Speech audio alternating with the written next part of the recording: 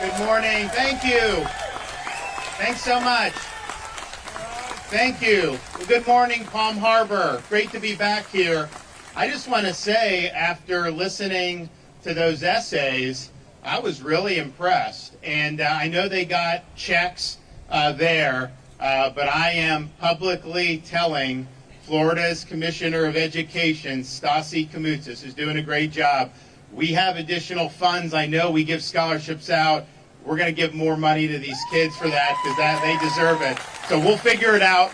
We'll find a way. So make sure you talk to us, and we will get that done. And one of the things I appreciated about what they said, and Mark had mentioned it too, you'll often hear there were almost 3,000 killed, mostly Americans, but not all, almost 3,000 killed that day. And that's people that were in the towers, people in the Pentagon, people that were on the plane that crashed in Shanksville, Pennsylvania. But then, of course, the first responders who responded and were going into the burning buildings, many of whom were there when the buildings collapsed. And so they died.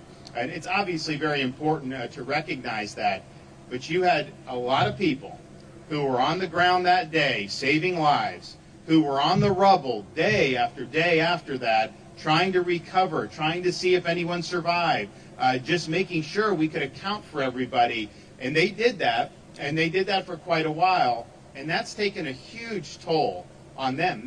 There's been many that have died in the years since as a result of what they did that day and in the ensuing days. There's others, first responders, who are still suffering from very significant afflictions as a result of their service on that day. So all in, you're looking at way more than 3,000 people as a result of that terrorist attack on 9/11. And I know we've got some folks that have since relocated to Florida who are battling different types of illnesses as it relates to that day and their service after. And just know, this day is a day to also thank them for what they did and just express sympathy for what they're still going through, because it's been very difficult for a lot of people and a lot of families. One of the things that I, wrestle with just as governor, I was in my early 20s when 9/11 happened.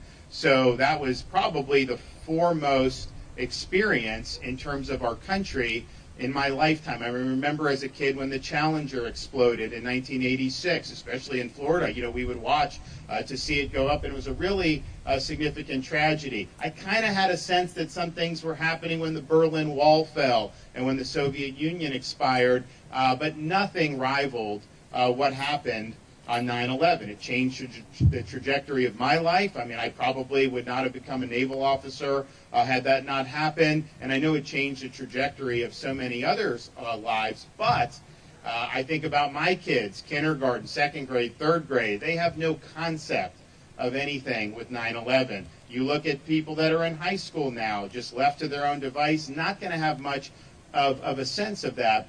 So I'm very proud that we have worked here in Florida, and I think we were the first state, and I don't know that there were very many states since. We have required 9/11 curriculum in the schools now,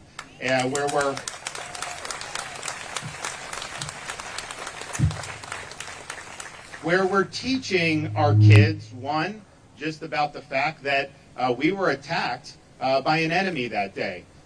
It was not a foreign army.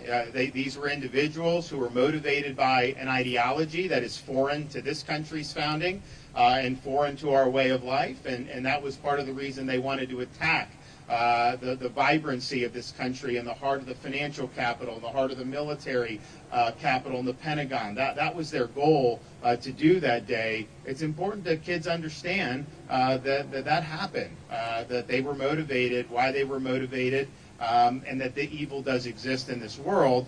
It's also important that our kids know that it is the worst attack that's ever taken place on American soil. The response you saw that day from NYPD, Port Authority, FDNY, what you saw with the military and the Pentagon, these were people, and even what you saw, and these people don't get as much credit, you had people that were working in the World Trade Center towers, business guys, executives, And there were a number of them who could have just simply left, but they were out there rescuing the other people in their office. And many of them died as a result of their selflessness, because they cared about getting others to safety, and they were willing to risk their own safety in the process. It's important for our kids to know that on the worst day, where the worst evil was put before us, we saw some of the best that this country has to offer. We saw true heroism. We saw selflessness. We saw people run into the fire. And that is not something that happens every single day. We also, I think, are looking at this 24 years later. That attack was an exterior attack with people that were emanating from foreign lands or the foreign ideology. And, yesterday we saw the assassination of a young political leader, Charlie Kirk, who I knew, many of you probably knew. And you see some of the evil that's lurking within. And we've got some problems in this country. You can have disagreements. Sometimes these are really fierce disagreements.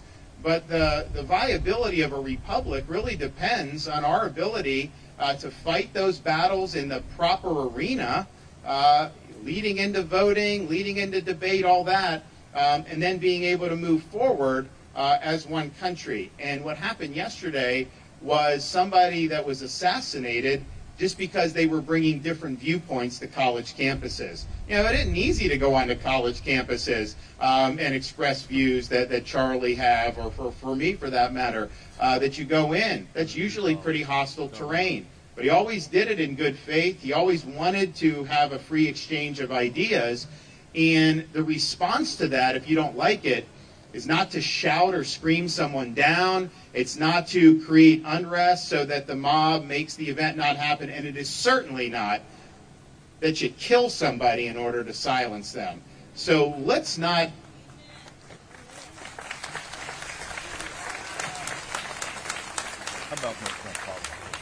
So as we commemorate the lives we lost that day because of that terrorist attack, and as we recognize the evil that was present in this country as a result of this external force and this external ideology, let's not now, 24 years later, succumb as a country to some of those forces inside our country who are really trying to upend what America's all about.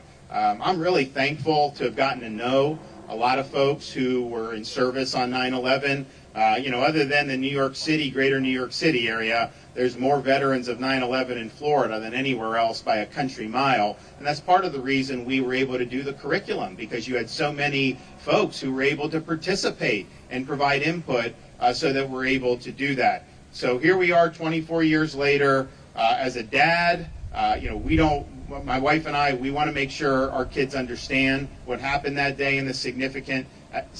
As a governor, I've used the authority I have to make sure that all of our school children are exposed to the truth, that they understand the heroism that was involved in combating the evil that day, and that they will resolve to never forget what happened to our country. I appreciate you guys doing this every year. I've been able to come to a number of these. It's a great community, but I think it really speaks volumes that you turn out year after year to be able to commemorate the folks we lost on that day, and then, of course, that have succumbed to illnesses in the ensuing years. So thank you. We appreciate everybody that's doing this, and thank you, everybody who's currently in uniform running into those fires on our behalf. We never forget your sacrifice. Thank you, guys. God bless.